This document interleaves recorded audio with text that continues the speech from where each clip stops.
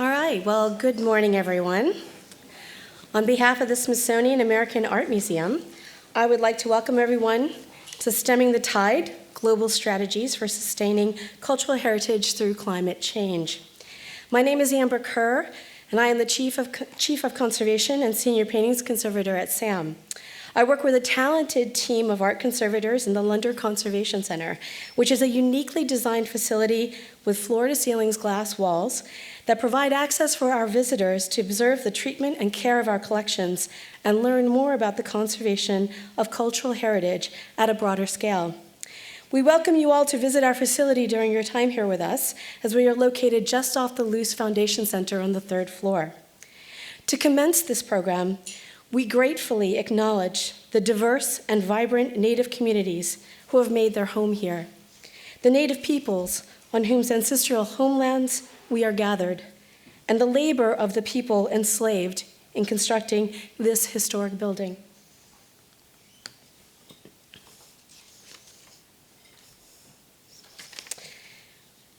Now for a little housekeeping. We ask that you please take a moment to silence all of your mobile devices. We are webcasting this program live, and so the distracting sound will not only be disturbing to those around you, but may also interfere with the quality of audio recording for those listening online today. So we thank you for taking that moment. At the Smithsonian, we take safety seriously, and our safety coordinator has asked me to ask your attention for the following notices. If you see a hazard that may endanger you or someone, please bring the situation to the attention of our security officers, staff, or volunteers, and we shall take care of it immediately. For emergency evacuation procedures, please take a moment to locate the exit nearest you, taking note that the closest exit may not be the one in which you entered. And I'm going to point out that we have 2 exits in the back in which everyone entered. There are also emergency exits up here at the front as well. If there is a fire alarm, we will be instructed to evacuate the building by the nearest exits. Please notify a staff member or security if you or someone you are with is in need of assistance during an emergency. If we receive a shelter-in-place alarm, we will remain in this auditorium as it is a designated shelter location. To ensure your safety, we ask that you please follow instructions given by staff during any alarm situations.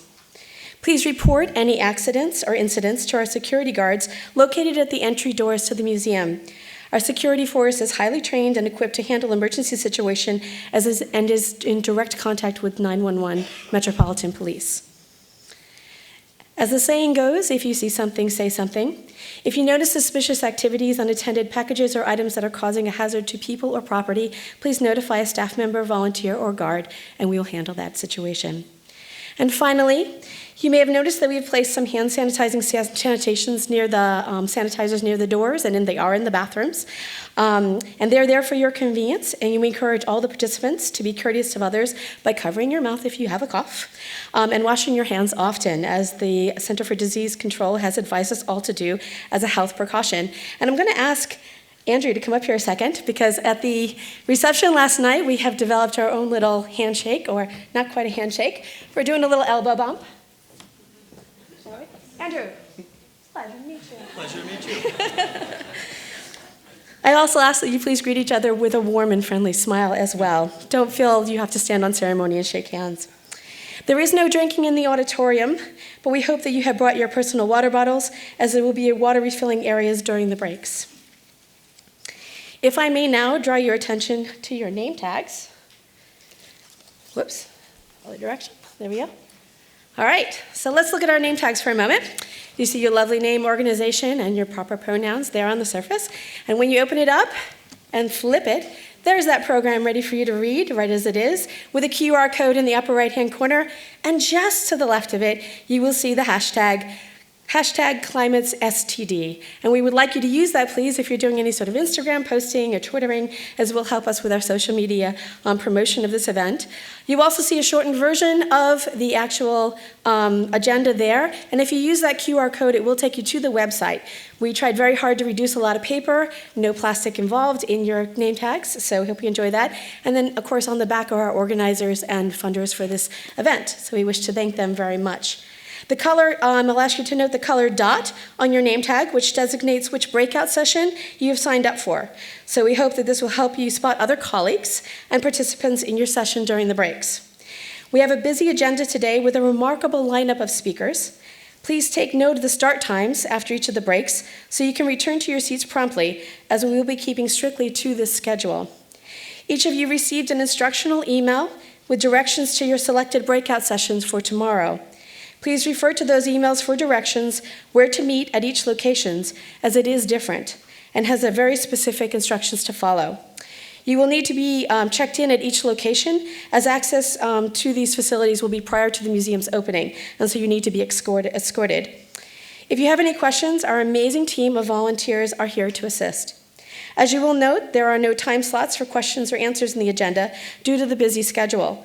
We encourage you to bring your questions, however, to the breakout sessions tomorrow for discussion and conversation, or perhaps even to our dialogue on Friday evening. This symposium and the breakout sessions tomorrow evolved from an invitation from the International Institute of Conservation, or IIC, in which we were asked to host a public dialogue on climate change and its effects on cultural heritage.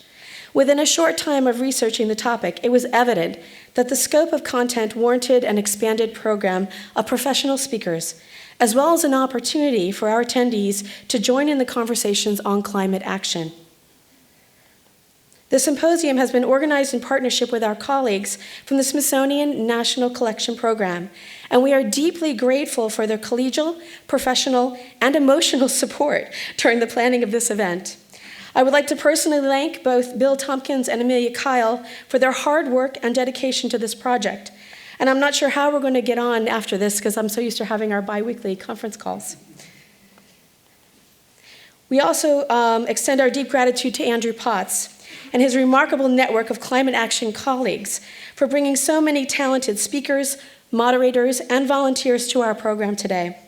For those of you who do not know Andrew, which may only be a very few in this room, he is the coordinator of the International Council on Museums and Sites Climate Change and Heritage Working Group, which aims to mobilize the cultural heritage sector in support of climate change action. He is a tireless advocate for cultural heritage, and I am personally grateful for his mentorship and guidance throughout this journey. The structure of today's program and the breakout sessions was influenced by the ICAMO's 2019 publication, The Future of Our Past, Engaging Cultural Heritage in Climate Action. This document can be found in a PDF version on the ICAMO's website. The publication was released at the 43rd session in the World Heritage Committee and presents a multidisciplinary approach to cultural heritage through climate action. The subject categories were taken directly from the 6 categories of cultural heritage identified on the climate change impact table in this publication. The selection of speakers and moderators you will hear from today and tomorrow were invited to participate based on their subject knowledge. We are grateful to them for their participation and for sharing their expertise with us as we seek to raise awareness to these critical issues and consider new strategies for sustaining cultural heritage through our planet's changing climate. Today's program is one of empowerment through shared knowledge. When we began planning for this symposium, we structured our messaging with our Smithsonian colleagues at Earth Optimism, asking our speakers to share important messages they have regarding the challenges within their category of cultural heritage, and to share stories that will help us move forward as we strategize to make more positive changes in our world and help us to become a part of the progressive solutions involved in the decision-making process. But know that you are more than attendees to a conference. You are also important participants. We ask that you listen to the diversity of knowledge and experience shared with you today for each category, and that you bring your voice, your experiences, and your ideas to the breakout sessions tomorrow, where you will be engaged to consider where we are today, where we need to be, and how we are going to get there. We are grateful to our many organizational partners. I've already mentioned the International Institute for Conservation, the Smithsonian National Collections Program, and ICAMOS. But we'd also like to acknowledge the American Institute for Conservation, and Errol Wentworth is in the audience somewhere out there. Thank you, Errol, and thank you to Eric Pouchon as well for all of your assistance. They have contributed for the many volunteers you will see today and tomorrow, and we are grateful for their collaboration for the public programming Friday evening, as well as their assistance on the speaker selection committee. We'd also like to extend appreciation to Dawn Regala, our colleague at the Smithsonian Museum Conservation Institute, for her participation in the selection committee and contributions to these proceedings. As mentioned, there is a public program that will conclude our second day of Symposium, and this was the dialogue that started all of this. And that will be held in this auditorium tomorrow evening, starting at 5:30. Doors will open to the public at 5:15. However, if you arrive earlier, we will be permitting our symposium attendees to be seated starting at 5 p.m. So you'll get your choice of seats. No ropes in the back. Simply show your badges to gain access to the auditorium. This dynamic program is part of the Point of the Matter dialogue series by the IIC. The structure of the IIC dialogues is to bring together 6 experts to discuss a current topic in cultural heritage with the audience. Each panelist brings their perspective and expertise to address the issues surrounding the topic by engaging with the audience through open dialogue and questions, unscripted. Here are our panelists for tomorrow evening's program, some of whom you will meet today and tomorrow, and the subject will be Heritage at Risk, a dialogue on the effect of climate change. We are appreciative to the IIC and AIC for their collaboration in selecting tomorrow's panelists, and Sam is honored to be hosting this event with the National Collections Program. The program will be streaming live on the same internet link that our online viewers have used today, and we welcome all of you to join our visitors in this lively discussion, either present or online. The culminated knowledge shared today and tomorrow will be available through the recorded proceeding of today's event as well as tomorrow evening's, as well as a publication that we will be publishing within the next 6 months. We are grateful to our colleagues at the Smithsonian Scholarly Press for collaborating with us on a fast-tracked digital publication that will be available online free to everyone. In recognition of the rapid changes going on in our world, we are committed to working with our speakers and moderators to have their presentations and summaries from the breakout sessions available in this accelerated time frame of publication. As participants, you will be notified once the publication is available and online. We have many supporters, organizers, and partners to thank for their collaboration. Our programming is supported by the funding of Smithsonian's National Collection Program and the Provost's One Smithsonian Symposia Award. You say that a couple of times fast.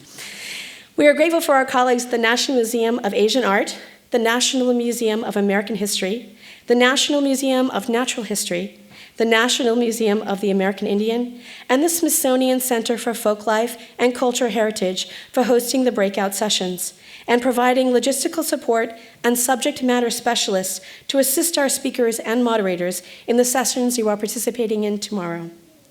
I would like to also extend my personal gratitude to our director, Stephanie Stevich, for her support in hosting this symposium at SAM, and to my colleagues in the museum and within my department, who have worked so diligently to make this event possible.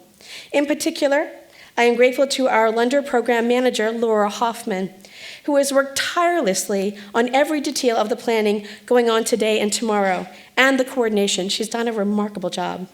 As well as Bill Tompkins and Amelia Kyle for all they have done to support Laura and I as we've navigated through all the paperwork and planning. And the speakers and moderators can tell you there's a lot of paperwork.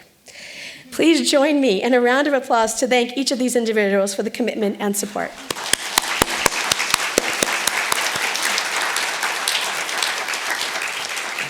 And now I will pass the program over to Andrew Potts, who will be introducing this morning's speakers. Andrew?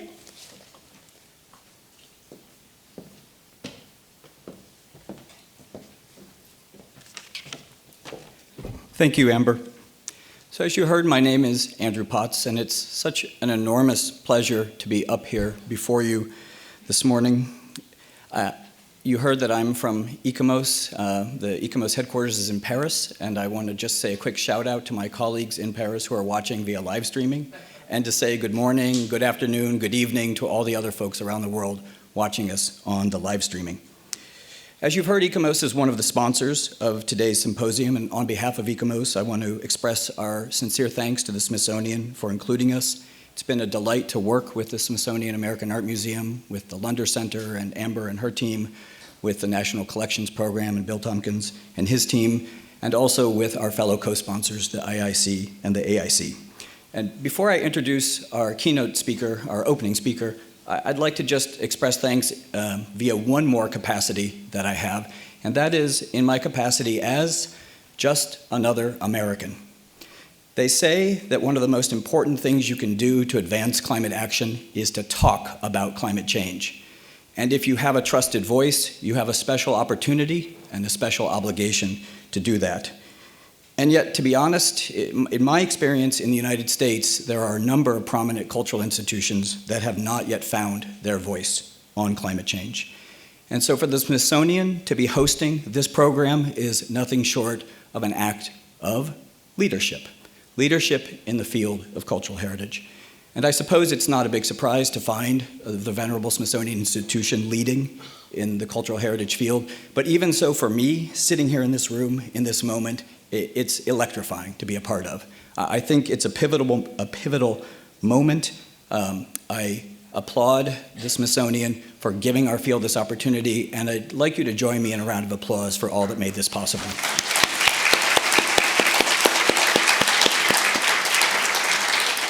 I think today is pregnant with opportunity, and I plan on seizing as much of it as I can, and I hope you will too.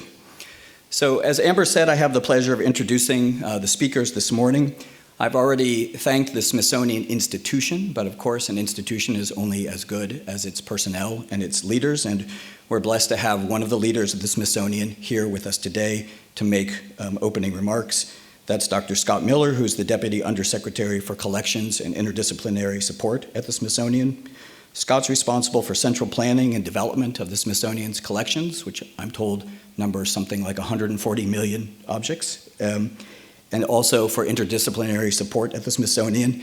And on top of all that, he maintains an active research program as a curator of entomology at the National Museum of Natural History, which was our host last night for the opening reception. Scott, I hope you will convey to Secretary Bunch and to your colleagues at the Smithsonian the enormous gratitude of the cultural heritage field for the Smithsonian's leadership and for convening this event.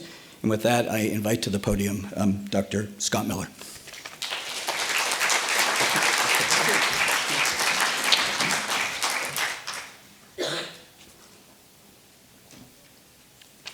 Thank you. Is this adjusted right? Yes. So the Smithsonian Secretary Lonnie Bunch could not be with us this morning, but he sends his regrets, and this is certainly a topic that is near and dear to him.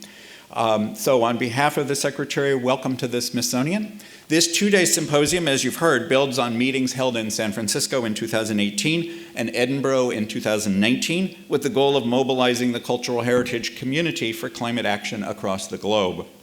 As part of our strategic plan, the Smithsonian is committed to bringing people together to discuss important issues facing the nation and the world, and so this symposium fits right into that theme.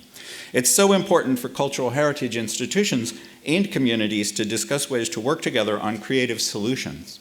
A people's traditions, songs, stories, artifacts, landscapes, buildings, monuments, all these things define a culture's identity, document its history, diversity, values, and achievements, and we need to find ways to deal with that going forward as the world around us changes.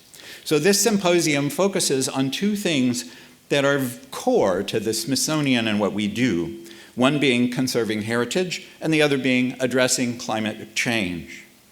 I will address this morning a little bit about why climate change is important to museums and heritage organizations overall, and then make a few remarks about how the Smithsonian is trying to deal with these things in our own operations. Other folks will give you statistics about climate change, so I'm not going to try to do that. But first, from kind of a personal standpoint, as a biologist, I wanted to make a few remarks.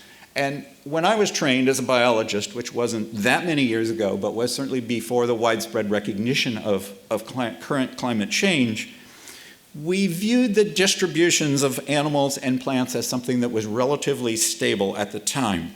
While clearly these animals and plants had moved around during Pleistocene ice ages, we believed that the distributions had reached a sort of a stable equilibrium for some thousands of years. This worldview then fixed certain paradigms for both research and management. So for example, we viewed forests as being relatively stable communities. And the view at the time was to conserve a forest, you basically put a fence around it and protected it, but left it sort of to manage itself in a sense. Now, subsequently, we've learned through things like the Forest Geo program that forests, even without climate change, are actually quite dynamic. But certainly with climate change, the forests are made even more dynamic, and they are increasingly threatened by invasive pests and diseases, as we see around Washington with the number of tree deaths from new diseases. We also sampled specimens for biological collections with the same notion that we were representing stable patterns in nature. So for example, if you go into the Smithsonian's insect collections, which are just sort of down the street, and we have about 35 million of these insects, and you go to a drawer for a species that was considered common in North America, you will often find that we collected lots of them up until sort of the 1950s or 1960s, and then somehow we decided that they were common and we didn't need to keep adding them to the collection because it was sort of redundant. But in actual fact, it's often those common species or even the pest species that are the ones that are actually the best first indicators that something is going on in the dynamics of the underlying communities. So as a biologist, I'm actually much more concerned about climate change causing shifts in the interrelationships between species and the composition of whole ecosystems than I am about the extinction of individual species. Let me say that again. I'm less concerned about the impact of climate change on the extinction of individual species than I am on the impact of climate change on changing relationships between species and the composition of ecosystem. The reason for that is that each species has its own preferred climatic envelope. You can think of it as sort of a three-dimensional climate space. And when two species are living together, it means that their climate spaces are sort of overlapping, but they aren't necessarily exactly the same. All species exist in complex ecological webs. So say an infectious disease may have a host like a mammal and may have a vector like a mosquito, or a caterpillar eats a host plant and the caterpillar has a parasite and that parasite has a parasite and they all have diseases. And they're sort of living in overlapping climatic spaces. But as climate changes, the small differences between those climatic envelopes start to become important and the relationships start to come apart. And so you see this, for example, today in coral reefs, where corals get their color and they also get their nutrition from microorganisms who live in the coral organism. And those have slightly different climatic envelopes. So as the water temperatures changes, the microorganisms can leave their hosts. And in some cases, they're replaced by an equivalent, functionally equivalent but different microorganism who carries on the same role. In other cases, no new microorganism moves in and the coral dies, and that's a bad thing. So in summary, we are moving from a natural world that we viewed as stable and predictable to a natural world that is neither stable nor predictable. Now, we used the same sort of paradigm of stability when we built buildings that fit our concepts of a 100-year flood. And now it's some of those same buildings that are literally stemming the tide. So I was recently at a meeting at the United Nations Food and Agriculture Organization in Rome. The headquarters of the FAO is a rather elegant building that was actually built as Mussolini's office for African colonies, which is a little bit ironic, but it has this great coffee bar on the top floor. And so you get your cappuccino and you go out on this patio and you look out over the ruins of ancient Rome. The Circus Maximum and the Maximus and the Palatine Hills are right there in front of you. And you've been spending your morning involved in the minute editing of a few sentences of an international agreement that everybody takes very seriously, every word. And you're looking out at this landscape, and the wonderful thing about Rome is these layers of civilization that are kind of built on top of each other. And you kind of think to yourself, gee, I know those Romans took their own policies really seriously, and they knew that those policies were going to protect their civilizations forever. So the moral to that story to me is that, while clearly our organizations depend upon policies and procedures to protect heritage, at the same time, we have to stay flexible, and we have to be able to adapt our policies, procedures to the changes in the natural and social worlds around us. As the Smithsonian's 2013 Summit on the Museum Preservation Environment showed, many of the standards in our business have a heavy component of tradition, and we need to be open to changing standards based on improved science as new data becomes available. There was, after all, a time when our predecessors in this business advocated treating specimens with arsenic to control pests. And it was great for controlling pests, but it's not so great for humans, it turns out.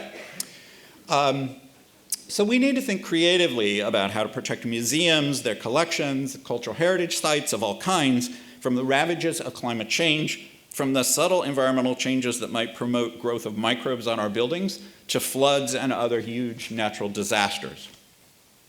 So we also should think creatively about how our specimens and objects and archives might provide new data on climate change and its impact in novel ways and extracting data in ways that we may not have thought about.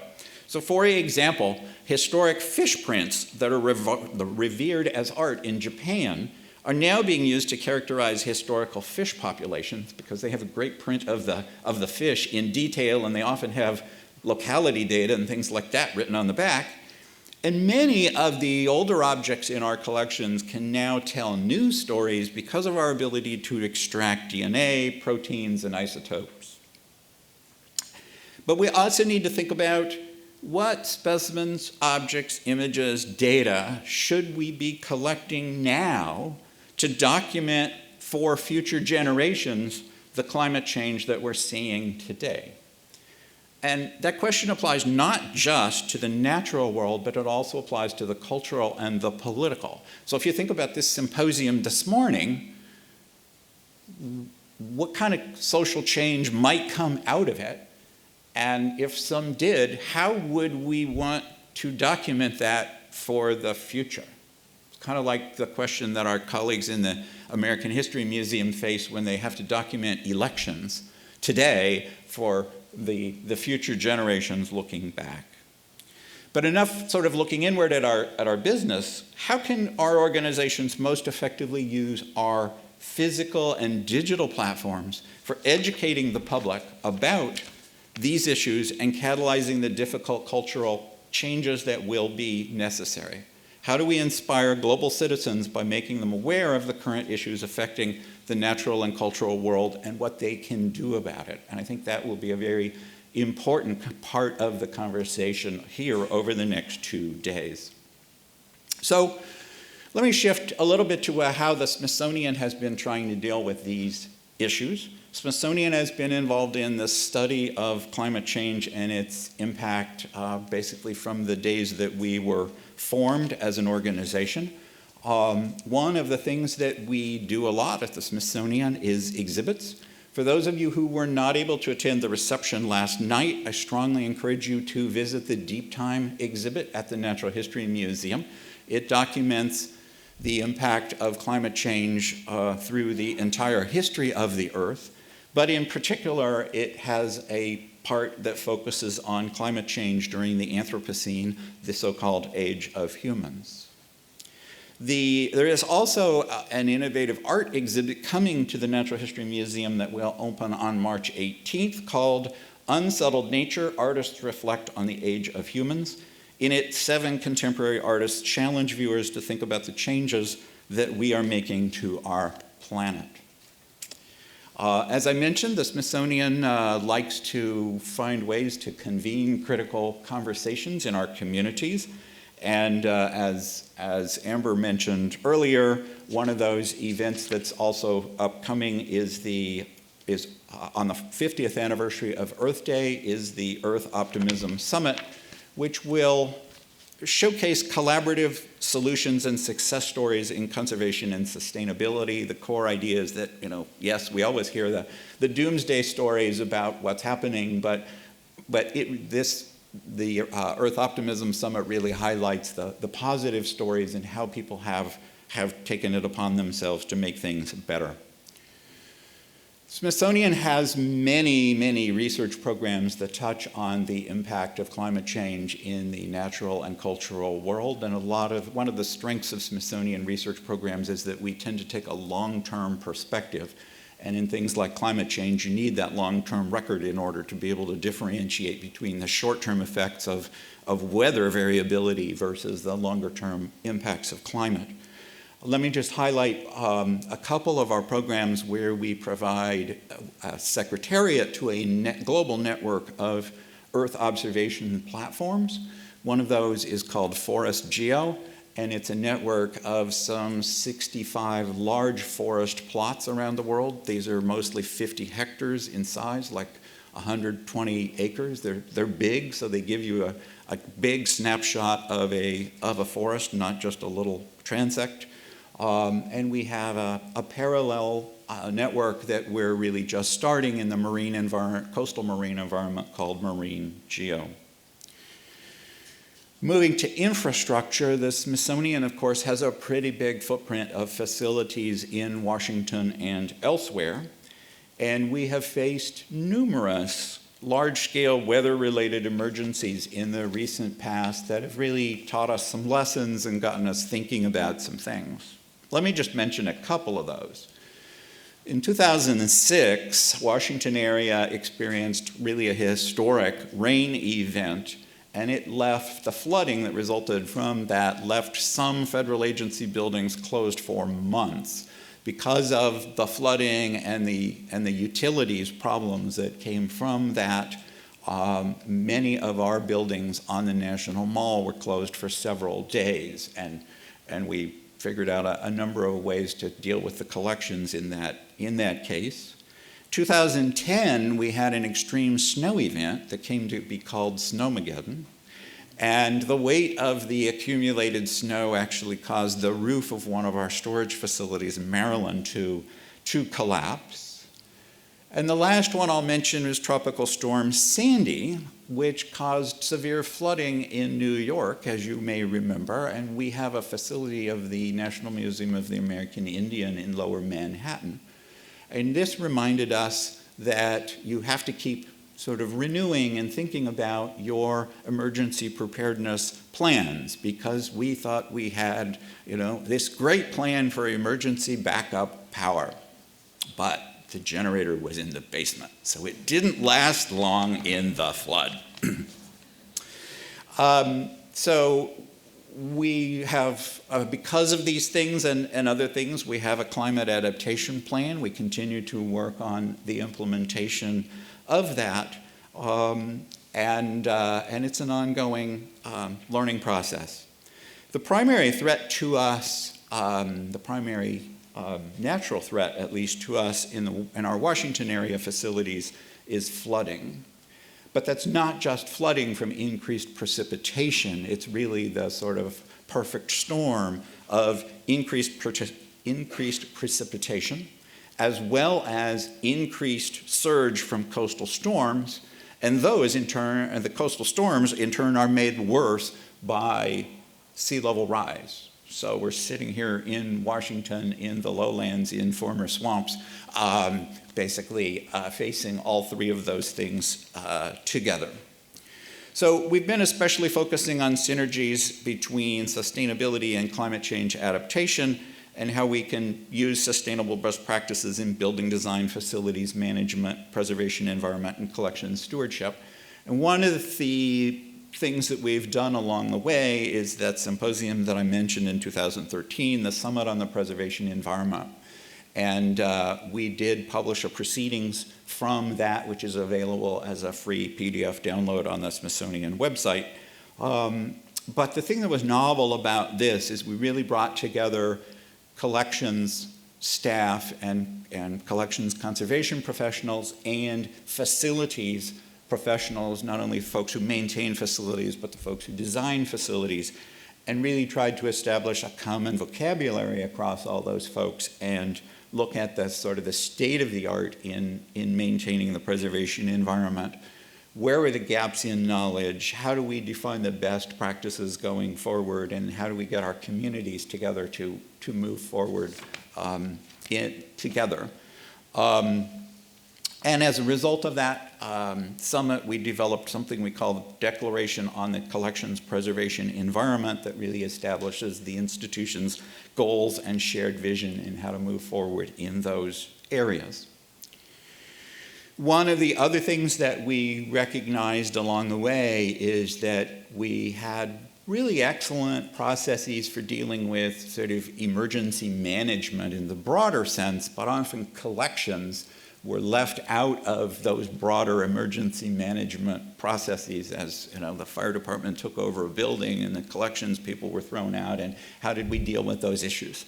So in 2016, we established the Smithsonian's Preparedness and Response to Collections Emergencies team, affectionately called PRICE, and they have undertaken hands-on workshops and interdisciplinary training programs of a variety of flavors to improve emergency awareness, policy, procedures, training, and logistical capabilities for dealing with collections in a variety of emergencies, including weather-related things. Now, having these large public facilities like this one in Washington, very public, we try to make our facilities and their operations models for sustainability. Things like recycling, composting, reduction of greenhouse emissions, the increased use of LED versus traditional lighting, HVAC control reductions, trying to reduce the use of single-use plastic, LED certification of buildings. And we're making good progress on those, but at the same time, it certainly, as many of you have experienced, is really difficult, particularly in old buildings. It can be really hard to sort of retrofit some of those things. And like one particular example is if you have public food services in an old building and you're trying to run sort of cost-effective recycling programs, it's really hard to do that. And while you also are meeting the health and safety requirements and pest management requirements. So that's an area, many of those things I just listed are areas where we can certainly work together as a community to figure out better ways to do it. So in closing, I want to thank all of the speakers and the external organization partners who have helped bring this together. I won't go through the entire list that Amber just went through, but I will call out just a couple of individuals. Andrew Potts from the International Council of Monuments and Sites, Amber Kerr and Laura Hoffman from the Smithsonian American Art Museum, and also I want to acknowledge that the Smithsonian American Art Museum has provided this great facility for us for these 2 days. And then Bill Tompkins and Amelia Kiley at the Smithsonian's National Collections program. And I also want to acknowledge Bill's role in leading many of those things about collections related to sustainability and emergency preparedness that I just listed off. So your discussions today will provide a framework from which certainly the Smithsonian may consider future national and international programming and new institutional initiatives towards greater sustainability. But I hope that they will also be more broadly useful in the community through organizations like these partners and the organizations that you all represent in the audience. So thank you all for your participation, and I wish you a great symposium.